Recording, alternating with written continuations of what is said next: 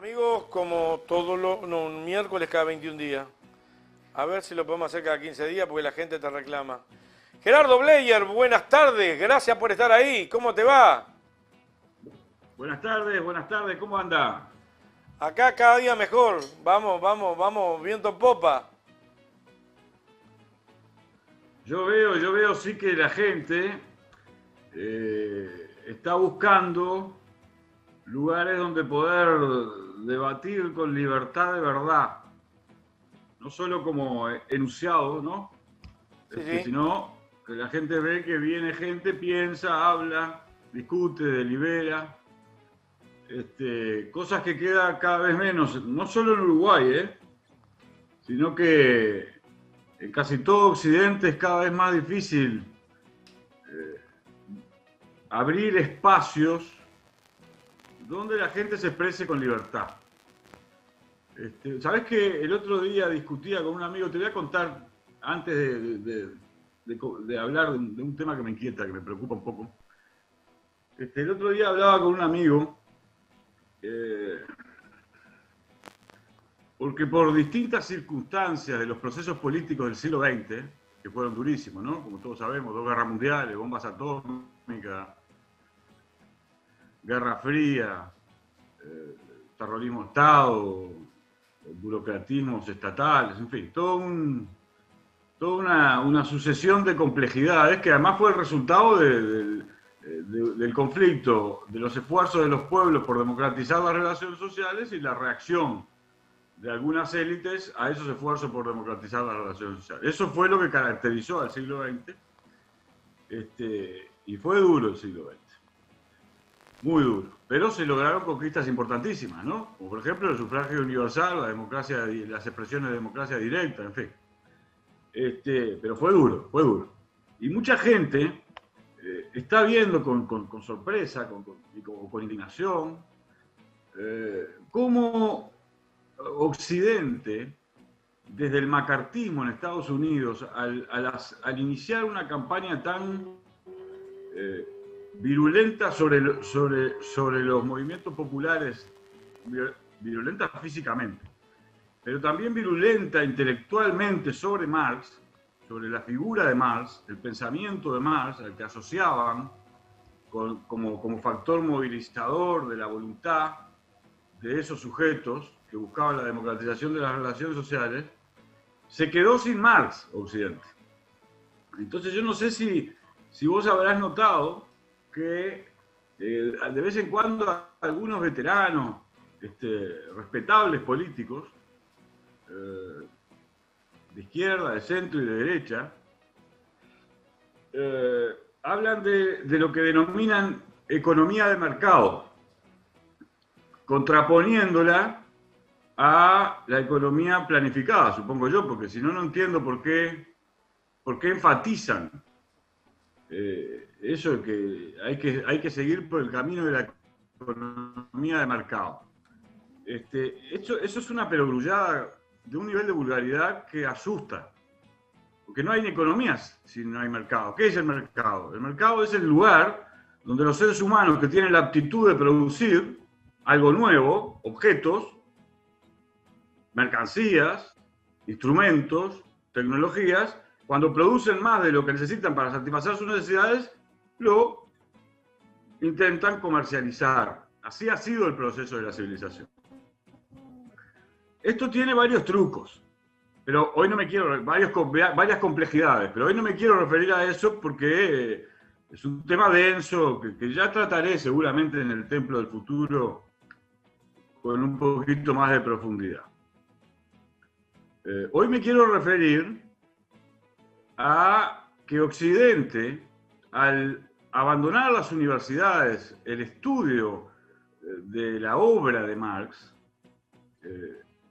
hoy se encuentran sin instrumentos conceptuales para interpretar el desenvolvimiento de la realidad. Por eso erran una y otra vez y van para acá y van para allá y aparecen unos movimientos que uno dice, ¿cómo puede ser esto en el siglo XXI? En fin, es que es que no leyeron a Marx, no estudiaron a Marx. Y no se puede interpretar la realidad sin leer seria y hondamente la obra de Marx. Esto no quiere decir que solo Marx explique la realidad. No, no. Muchos pensadores han contribuido a facilitarnos instrumentos para interpretar la realidad. Pero sin Marx... Marx fue una lucha intelectual dialéctica que fue acercando cosas, ¿no? Sacando de uno y de otro.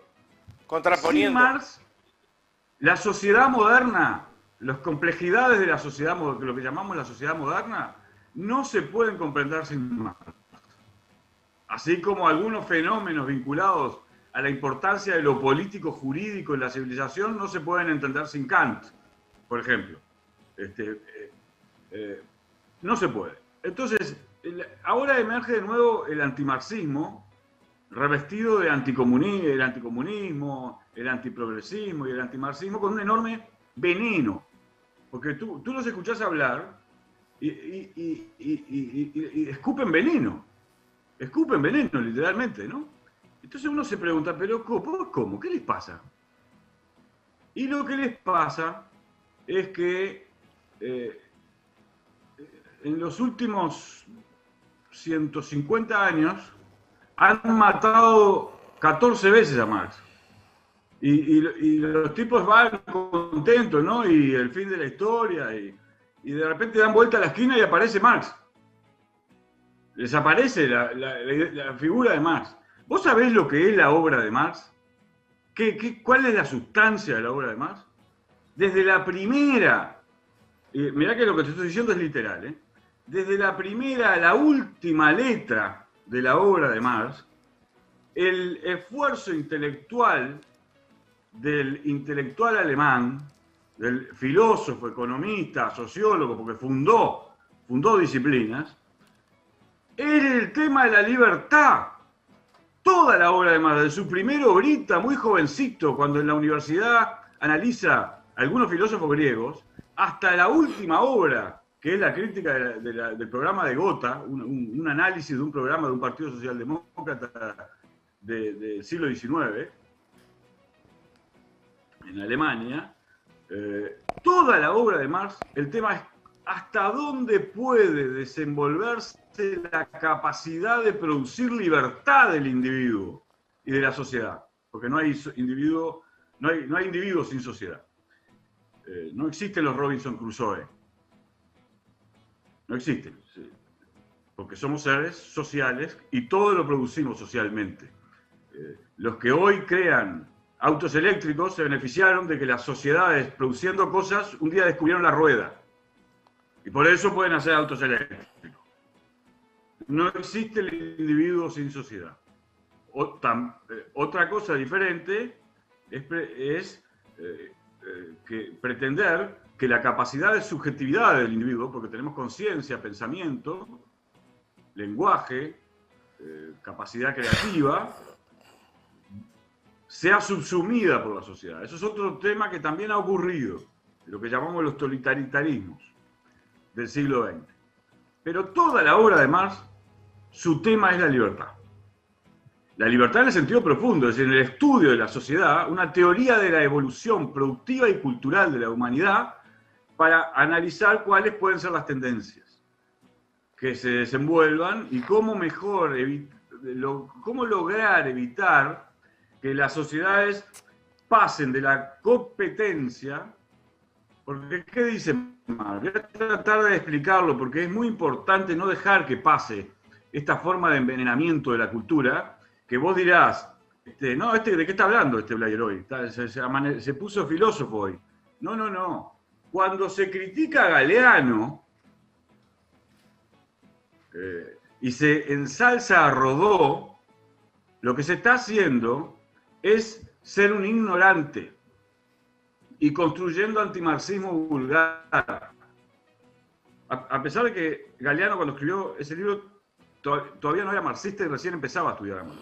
Te estás refiriendo concretamente, de repente logro captar por allí algunas palabras del ministro de Cultura, Silveira.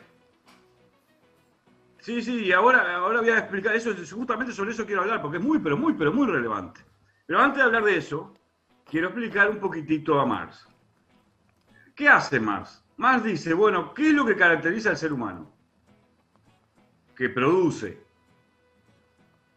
algo nuevo. Es capaz de crear cosas nuevas. Esta capacidad de la mano de tomar un instrumento, más otros fenómenos, fueron dándole al hombre la posibilidad de crear algo nuevo. Y entonces creó el hacha, la rueda, las computadoras, las naves espaciales y los celulares inteligentes.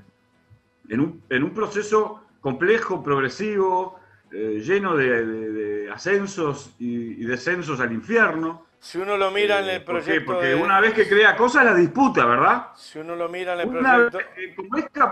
Como es capaz de crear objetos, por eso empecé hablándote de la economía de mercado.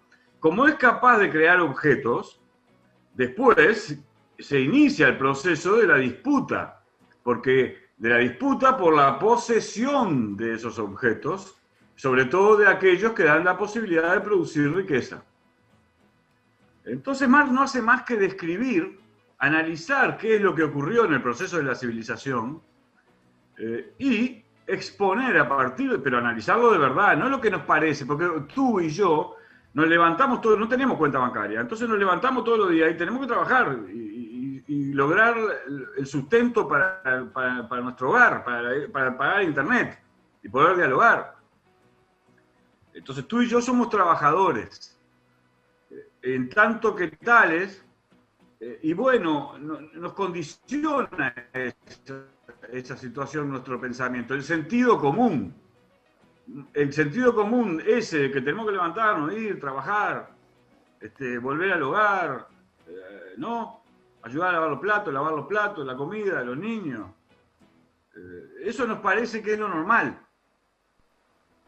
Y no es lo normal. Es el resultado de que durante muchos siglos y miles de años, los seres humanos, en tanto que comenzamos a producir cosas, también comenzamos a disputar su posesión, porque eso nos aseguraba el terreno fértil y el cauce de agua. Porque cuando no había tierras fértiles y cauces de agua en suficiente cantidad como para asegurar la reproducción de todos.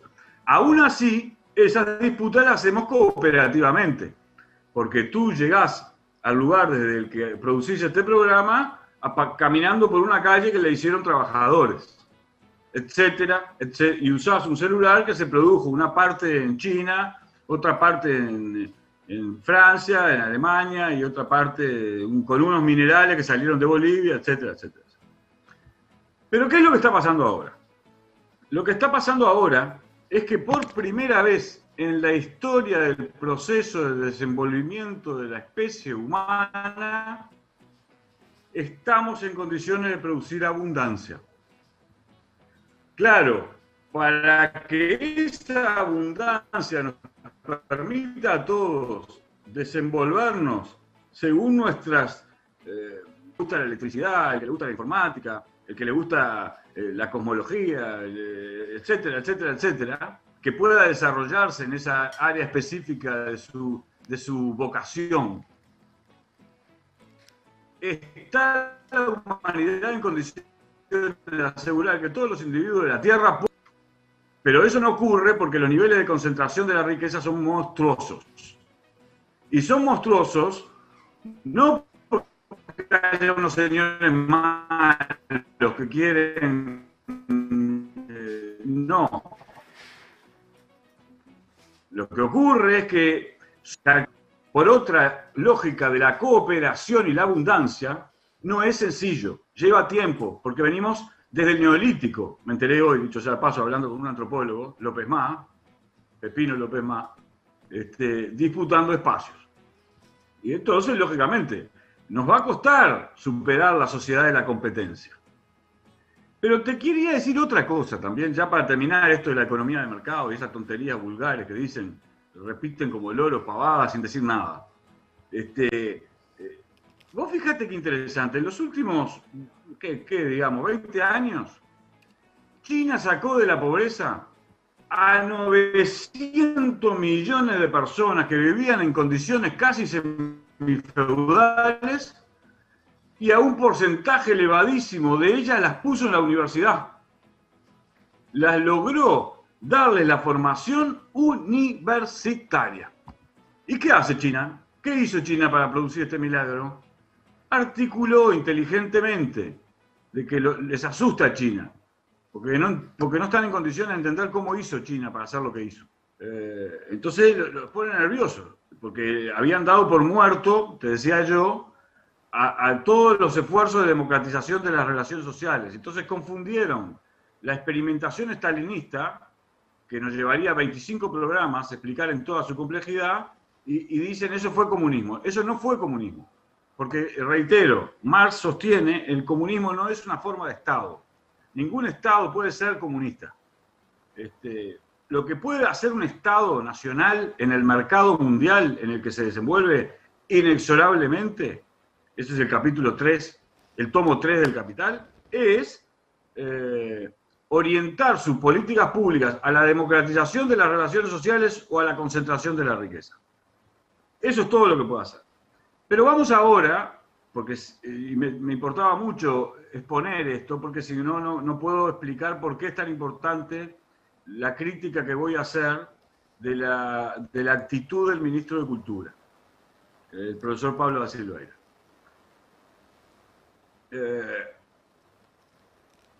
¿Qué hace el profesor Pablo da Silveira? Toma un Rodó, porque como todo autor, Rodó, que fue uno de los principales intelectuales de la historia intelectual del Uruguay, va desenvolviendo su obra, aportando ideas, generando en su caso además un programa ideal de desarrollo de la cultura latina, de la latinidad, que él contrapone al anglosajón, etc.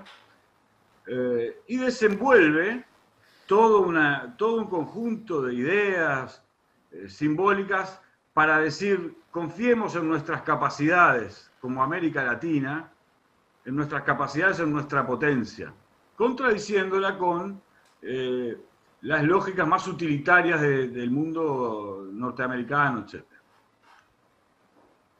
Y ahí hay componentes importantes de la obra de Rodó, en ese sentido. Luego, Galeano, mucho tiempo después, escribe un libro que él mismo sostiene que tiene vulnerabilidades, que se llamó Las venas abiertas de América Latina. Entonces, el ministro contrapone a Rodó, al que exalta, contra Galeano, al que deplora, y responsabiliza a Rodó, a Galeano, de no sé qué cosas. Claro, Galeano escribe Las venas abiertas de América Latina en el momento en que de mayor sobreexplotación de las grandes potencias de los recursos económicos de América del Sur. Sobreexplotación abusiva y brutal. De la invasión a la Guatemala de Jacobo Arbenz, porque trataba de tener el control sobre los recursos naturales para generar políticas de redistribución de la riqueza, justamente. Y entonces se producen revueltas y revoluciones. Entonces, les molesta que en lugar de Rodó, que exalta una identidad para tratar de competir con otras identidades, haya alguien que trate de buscar cuáles son las causas por las cuales a América Latina le cuesta desarrollarse. Bueno, esta actitud es una actitud propia de un ultraconservadurismo que es muy peligrosa, porque la cultura es todo.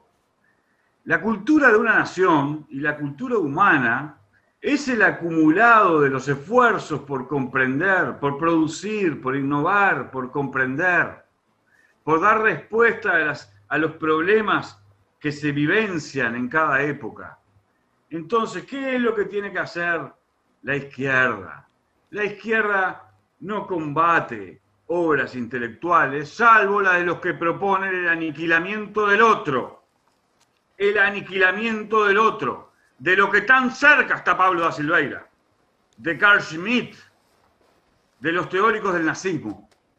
Eso tiene que hacer la izquierda. Salvo eso, todo el acumulado cultural de la humanidad, lo mejor de Rodó, lo mejor de Galeano, lo mejor de Emir Rodríguez Monegal, lo mejor de Mario Benedetti, reestudiarlos y ver qué podemos tomar de allí, de nuevo, de Rodney Arismendi, lo mejor de todos los pensadores, de todo, de Figari, el Figari creador y el Figari pensador de la educación. Tomar todo eso es lo que hace la izquierda. Tomar de cada autor lo mejor que pueda contribuir a resolver los problemas concretos de una realidad concreta. Y no contrapone, salvo aquellos que elaboran teorías para quedarse actuando en la posición feudal del amo, que eternamente pretende estar en la posición del amo. Salvo ese pensamiento al que hay que combatir desde la mañana a la noche porque es antihumano. Y te voy a explicar para terminar por qué es antihumano. ¿Por qué? Es muy difícil y yo estoy tratando de encontrar un lenguaje sencillo.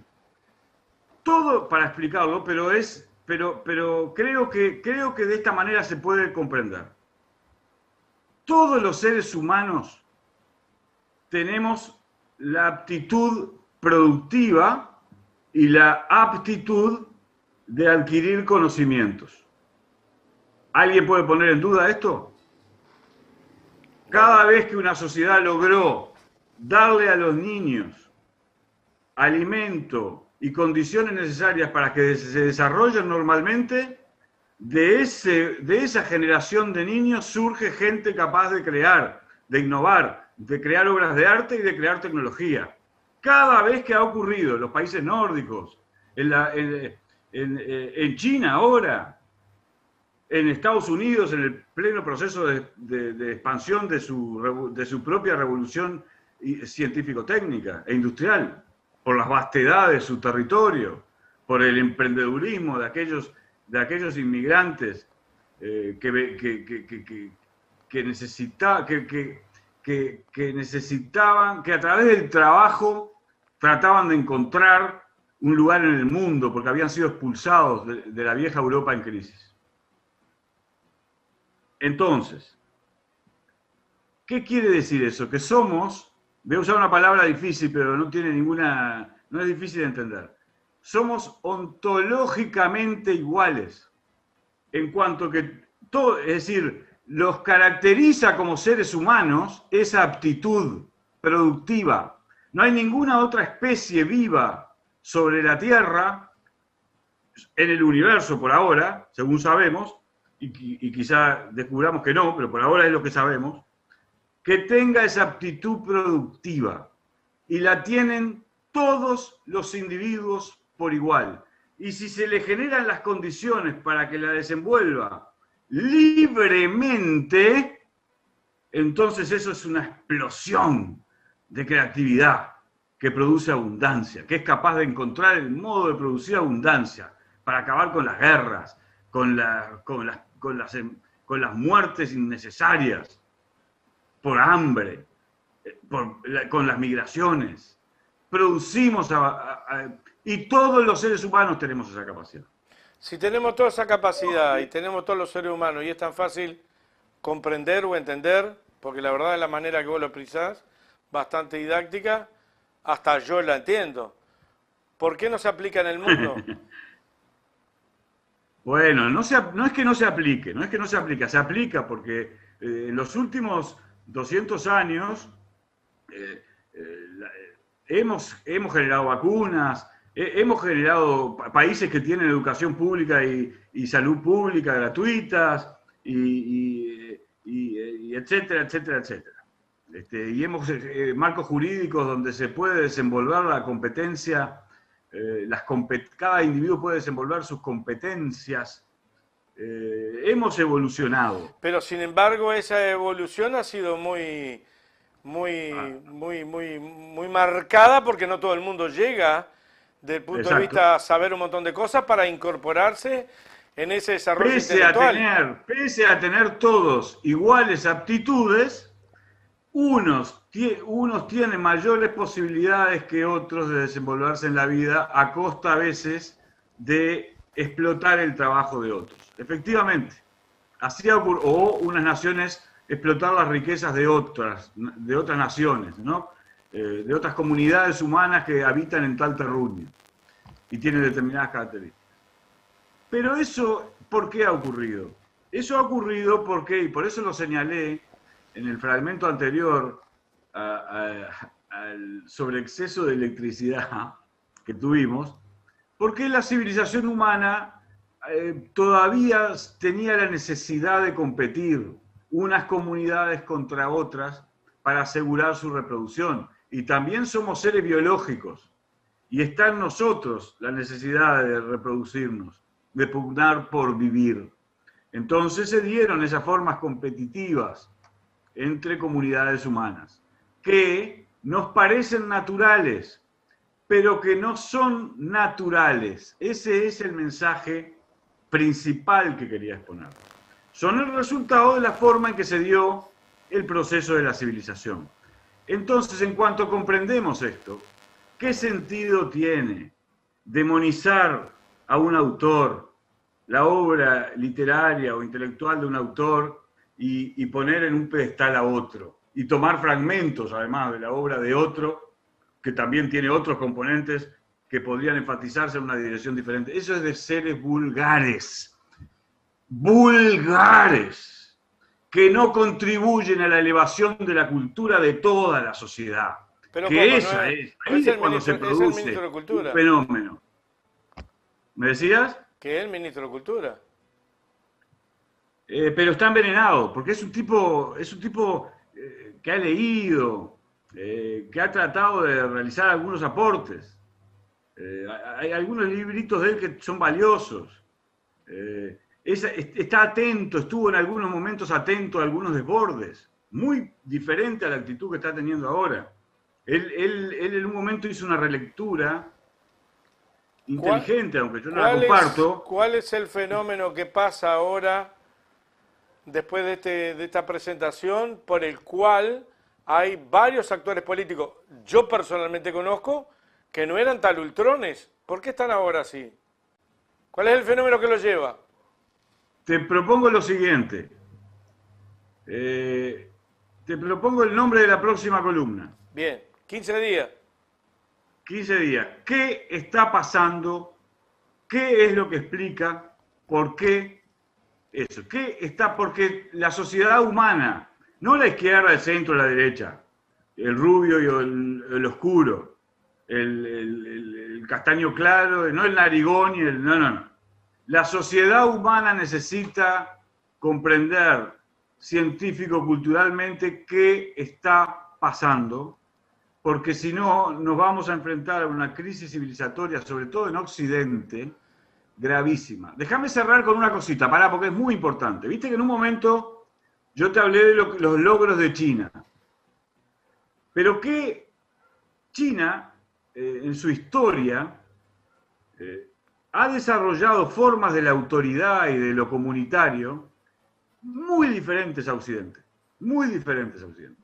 La lucha de clases en Occidente, la lucha de intereses, estas competencias que hablábamos, entre comunidades, dio lugar a una obra de ingeniería sublime, al que llamamos constitucionalismo garantista, las repúblicas democráticas garantistas con incluso formas de democracia directa, como estamos nosotros ahora en el último esfuerzo por tratar de llegar a la firma para que se debata en serio los problemas de hacia dónde conducimos a la nación. Entonces, lo que China ha hecho tiene importancia para el mundo porque China va a ser cada vez más importante en su rol en el mundo.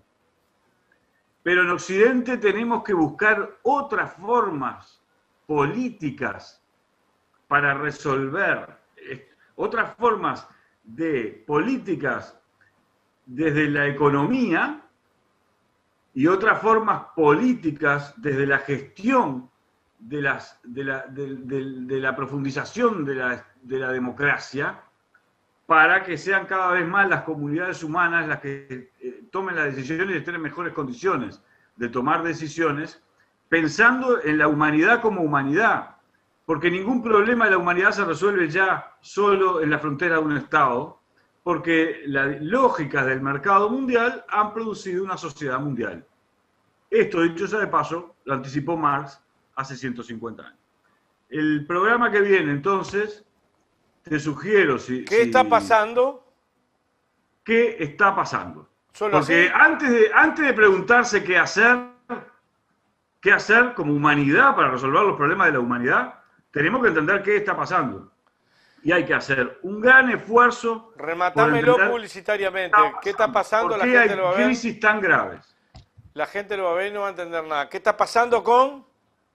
¿Qué está pasando? ¿Por qué ningún país encuentra forma de desarrollo sostenible? ¿Por qué crece la economía en un lugar pero no crece en otro? ¿Por qué hay tales niveles de concentración de la riqueza? ¿Por qué no hay políticas que puedan evitar ese monumental nivel de concentración de la riqueza que obviamente hace que las clases medias, la mayoría abrumadora de Occidente, desciendan sus capacidades en lugar de ascender, como ha pasado en algunos lugares? ¿Qué está pasando en la relación de la humanidad con la naturaleza? ¿No estaremos llegando al límite de la sobreexplotación de la naturaleza por esas lógicas competitivas? Y entonces hay que pensar qué hacemos con eso. ¿Qué está pasando? Es una pregunta que hay que hacerse desde muchos ángulos, y nosotros lo que vamos a hacer obviamente en la columna es presentar simplemente cuáles son los aspectos principales sobre lo que todos tenemos que tratar de entender qué está pasando. Gracias, Gerardo. Nos vemos 15 días. Al contrario, una vez más te digo, gracias a vos por tu generosidad. 15 días nos vemos. Nos vemos. Ya me cortaste ya. Te mete el dedo en el ventilador. Sí. Nos vemos dentro de 15 días. ¿Cuánto? Nos vemos dentro de 15 días. Estos temas dan para mucho, a veces son áridos y son densos, pero hay que ponerle pienso, porque si no uno anda ahí como un títere, como un zombie manejado por otros, ¿viste? Pero además después se pregunta, ¿por qué no puedo ser feliz? Si me levanto tempranito y trabajo, ¿por qué no puedo generar las condiciones? En tanto y en cuanto estamos respondiendo permanentemente lo que me dice el otro, pero sin analizar el contexto general, siempre voy a estar sin saber y sin tomar la salida por lo menos lo más correcta posible, porque soy un contestatario. Sin tratar de mirar lejos, además. Sin tratar de mirar lejos. Y con el otro, con los otros, integrando a todos y valorando los aportes que todos puedan hacer y sometiendo a crítica y debatiendo y reflexionando, pero no demonizando al otro, no envenenando a las sociedades. En eso estamos. Eso lleva a su autodestrucción. Y si no lo comprendieron con lo del Capitolio en Estados Unidos, entonces merecen severos adjetivos para calificar sus actitudes. Te mando un abrazo y nos vemos. En eso estamos. Mañana no te pierdas al Pepe Vallardi y a Enrique Ortega Salinas, aquí en Andares. Mandale un abrazo a los dos. Chau. Nos vemos, nos estamos mañana, no puedo, pero los veo después. Tanda pequeña y volvemos, Florencia, estamos en Andares.